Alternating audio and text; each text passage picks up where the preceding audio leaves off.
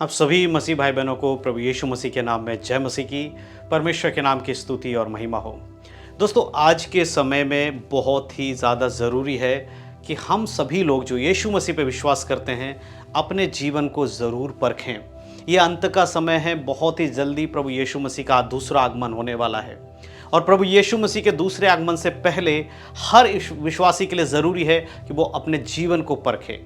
आज बहुत सारे लोग अपने जीवन को नहीं परखते हैं। इसके कारण क्या होता है कि बहुत सारे लोग अनजाने में उन कामों को कर रहे हैं जो बाइबल के विरोध में हैं। अगर आप एक विश्वासी हैं, अगर आप यीशु मसीह पे विश्वास करते हैं तो आपके लिए बहुत ज़रूरी है कि आप अपने जीवन को परखें, देखें, वचन के अनुसार, बाइबल के वचन के अनुसार देखें कि आप जिस प्रकार का जीवन जी रहे हैं क्या वो जीवन परमेश्वर की इच्छा के अनुसार है।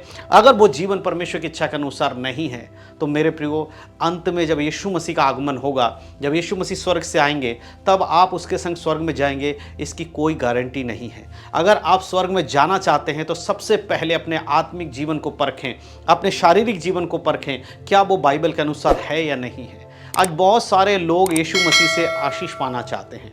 आप भी चाहते होगे कि आशीष मिले, आप भी चाहते हो कि परमेश्वर आपको धन संपत्ति दे, इस संसार की भौतिक आशीषें दे, आपका भी अच्छे घर हो, आपके बच्चे अच्छे स्कूल में पढ़ें, आपका परिवार अच्छा हो, आपके घर में भी धन संपत्ति हो, आप दूसरों की मदद कर सको। इस प्रकार का एक जीवन परमेश्वर आपको दे, ये आपकी इच्छा भी होगी।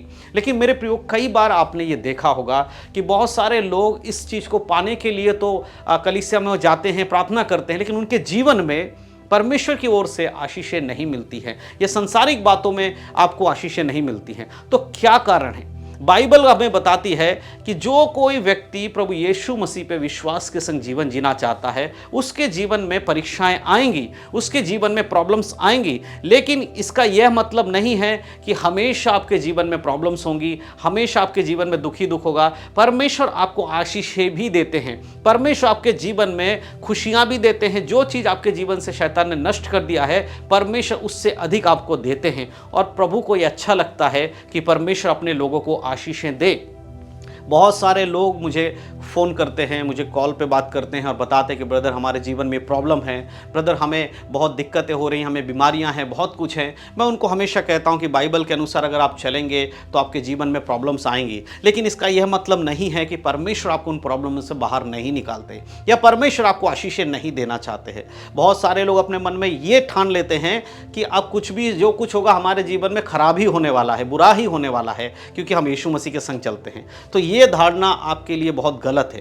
अगर आप ये सोचते हो कि यीशु मसीह पे चलने के कारण सब कुछ गलत होगा, आपके जीवन में सब कुछ बुरा होगा, तो मेरे प्रियो, आज आपको फिर से बाइबल के वचनों को पढ़ने की ज़रूरत है, फिर से आपको जानने की ज़रूरत है कि बाइबल हमें क्या कहती है। मैं आज आपको एक वचन बाइबल से पढ़ के बताना चाहता हूं कि किस प्रकार से आपके जीवन में प्रॉब्लम्स आने के बाद भी आपको परमेश्वर आशीषें देते हैं, परमेश्वर आपके जीवन में उत्तम कार्य करते हैं। क्यों आपके जीवन में हमेशा दुख और मुसीबतें रहती हैं, जबकि बाइबल हमें बताती है जो कोई यीशु मसीह पे विश्वास करेगा उसके जीवन में परीक्षाएं तो आएंगी, लेकिन यह भी बताती है कि सब कुछ मिलाकर विश्वासी जो यीशु मसीह की इच्छा के अनुसार बुलाए हुए हैं उनके जीवन में सब कुछ मिलाकर भलाई को उत्पन्न करेंगी। लेकिन बहुत सारे लोगों के जीवन में भलाई उत्पन्न नहीं होती है, वो हमेशा परेशानी में रहते हैं। उसका क्या कारण है? आज मैं उस कारण को आपको बाइबल से बताने वाला हूं। ध्यान से सुनिएगा, बाइबल के कुछ वचन मैं आपको पढ़ के सुनाऊंगा और आपको बताऊंगा कि अगर आपके जीवन में ये बातें हैं तो आप हमेशा परेशानी में रहोगे। अगर ये बातें आपके जीवन में नहीं हैं तो एक दिन आपके जीवन की सारी प्रॉब्लम्स में परमेश्वर आपको बाहर निकालेंगे।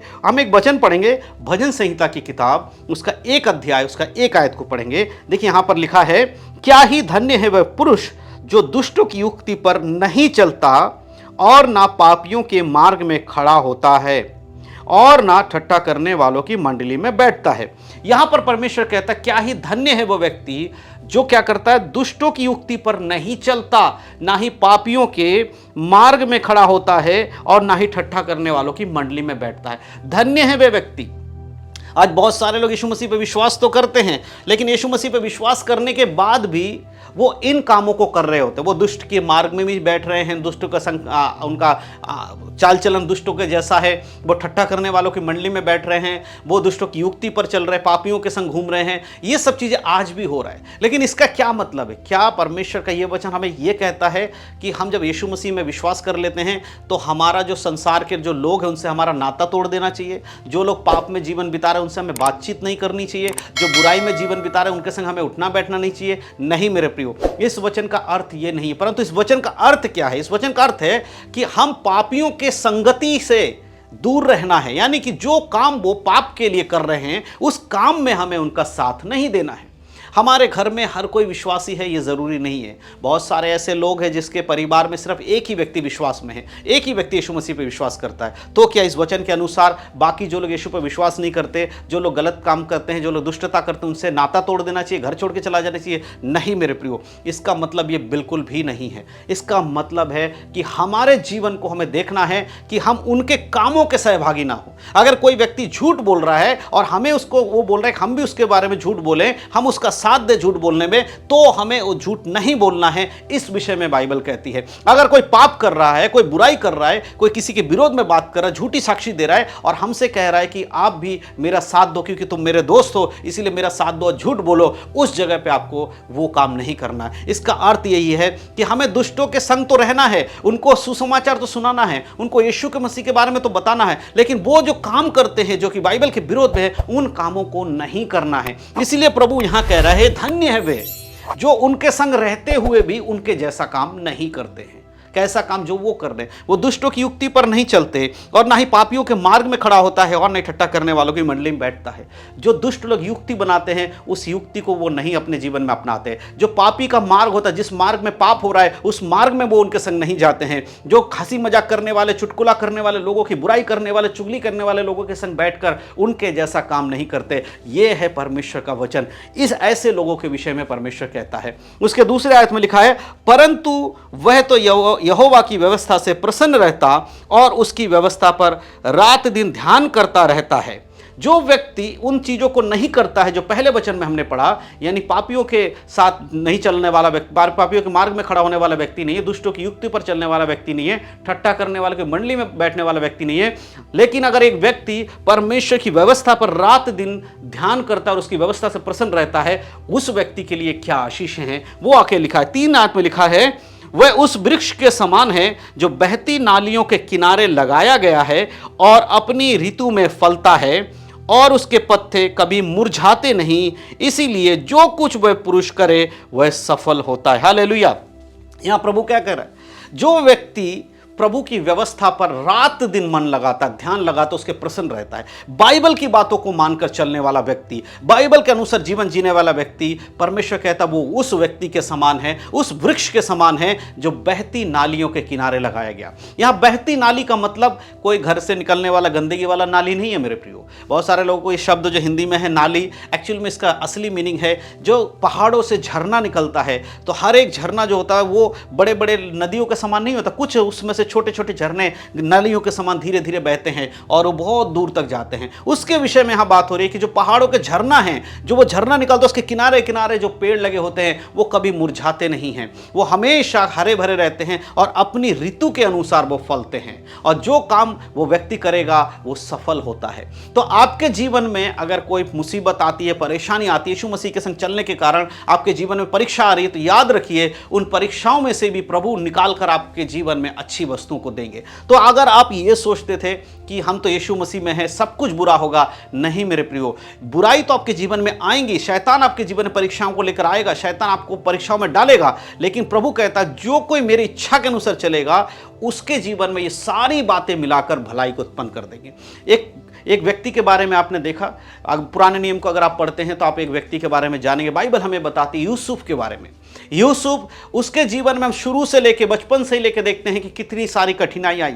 उसके भाइयों ने उसको उठाकर मारना चाहा, उसको मार डालना चाहा, लेकिन उन्होंने उसको मारा नहीं परंतु उसको बेच दिया। वो गुलामी में गया, वहां पर वो व्यभिचार नहीं करते उसकी सजा को भुगता, वो जेल खाने में रहा, उसके संग बहुत कुछ बुरा हुआ, लेकिन वो प्रभु के संग अच्छा बना रहा, इसलिए एक दिन सब कुछ उसके लिए भलाई में बदल गया। एक ही दिन में वो उस देश में, जिस देश में वो गुलामी में गया था, जिस देश में वो जेल में रहा, उस देश का वो प्रधानमंत्री बन गया, क्योंकि परमेश्वर के वचन के अनुसार वो दुष्टों की युक्ति में नहीं चलता था, ना ही पापियों के मार्ग में खड़ा होता था, ना ही ठट्ठा करने वालों की मंडली में बैठता था। वो उसी जेल में था जिस जेल में पापियों को रखा जाता था, वो उसी मार्ग में उसी घर में था जहां पर लोग उस पर इल्जाम लगाते थे, व्यभिचार का इल्जाम लगाया, इस प्रकार का जीवन था। वो अपने भाइयों के साथ था जो युक्ति बनाया करते थे किस तरह इसको मार दिया जाए, लेकिन फिर भी वो अडिग रहा, उनके संग रहते हुए भी उनके चाल चलन में सहभागी नहीं हुआ, इसीलिए एक दिन परमेश्वर उसे उस देश का प्रधानमंत्री बनाया। उसी प्रकार से वचन कहता कहता है अगर आप और हम परमेश्वर के वचन में हैं, उसके वचन के अनुसार जीवन जीते हैं, तब सब कुछ मिलाकर हमारे जीवन में भलाई को उत्पन्न करता है। तो अगर आप चाहते हैं कि आपके जीवन की प्रॉब्लम्स में से सब कुछ आपके लिए अच्छा हो, उसके लिए जरूरी क्या है? आपको परमेश्वर के इन वचनों के अनुसार चलना होगा। आपको दुष्टों की युक्ति पर नहीं चलना है, पापियों के मार्ग में नहीं खड़ा होना है, ठट्टा करने वालों की मंडली में नहीं चलना, परंतु करना क्या है? जो यहोवा की व्यवस्था पे प्रसन्न रहता है, रात दिन उस पर ध्यान करता है, वह व्यक्ति उस पेड़ के समान होगा, उस वृक्ष के समान होगा जो बहती नालियों के किनारे लगाया गया। यानी कि हम यीशु मसीह के संग जोड़े गए हैं, उस दाखलता में हम जुड़े हुए हैं, इसीलिए हम फलवंत होंगे। मेरे प्रियो, आज परमेश्वर के ये वचन आप सभी को ढांढस दे रहा है कि अपने जीवन को परमेश्वर के वचनों में मजबूत करो। अगर आपके जीवन में दुख है, परेशानी है, परीक्षा है, तो प्रभु के हाथों में सौंप कर कहे, परमेश्वर मैं तुझ पर विश्वास करता हूं, तेरे व्यवस्था पे चलना चाहता हूं, बाइबल के अनुसार जीवन जीना चाहता हूं, उस पर चलते जाइए। आप देखेंगे कि आपके जीवन से हर प्रॉब्लम्स को परमेश्वर दूर करेंगे और आपके जीवन में जो बुराइयां हैं, जो दिक्कतें हैं, परीक्षाएं, वो सब कुछ आपके सामने अच्छाई बन के आएंगी और आपके जीवन से सारी बातों को परमेश्वर, जो बुरी बातें उसको हटा देगा, जो परीक्षाएं उसमें से परमेश्वर आपको बाहर निकालेगा। तो मैं विश्वास करता हूं कि आप मेरी बातों को समझ रहे हैं मेरे प्रियो। आज बहुत जरूरी है कि विश्वासी लोग ये बात समझे। जब भी आपके जीवन में दुख आए, निराशा में ना जाएं। बहुत सारे लोग हैं जीवन में दुख आता है तो वो निराश हो जाते हैं कि अब हम क्या करें, हमारे पास कोई मार्ग नहीं। लेकिन परमेश्वर का वचन कहता है यदि आप उस पर विश्वास करते हैं, उसके वचन के अनुसार चलते हैं, तो एक दिन परमेश्वर आपको उन सारे विपत्तियों में से भलाई को उत्पन्न करेगा। जैसे रोमियो 8:28 में लिखा है कि जो लोग यीशु मसीह की इच्छा के अनुसार बुलाए हुए हैं, उन सबके जीवन में सब कुछ मिलाकर भलाई उत्पन्न करती है, अर्थात उन्हीं के लिए जो उसकी इच्छा के अनुसार बुलाए हुए हैं। तो परमेश्वर इन सब बातों के द्वारा आप सबको आशीष दे। मैं विश्वास करता हूं कि आपको इन बातों के द्वारा ढांढस मिला है। अगर आपके जीवन में दुख है, मुसीबत है, बीमारी है, किसी भी प्रकार की परेशानी है, प्रभु के साथ बैठिए, परमेश्वर के संगति में बैठ के प्रार्थना करिए, प्रभु से मदद मांगिए, परमेश्वर आपके जीवन में सब कुछ अच्छा करेगा। प्रभु इन सब बातों के द्वारा आप सबको आशीष दे। यीशु मसीह के नाम में सबको जय मसीह की। God bless you. आशीषित रहें, प्रभु में बढ़ें, उद्धार में बने रहें, यीशु के नाम में, आमीन।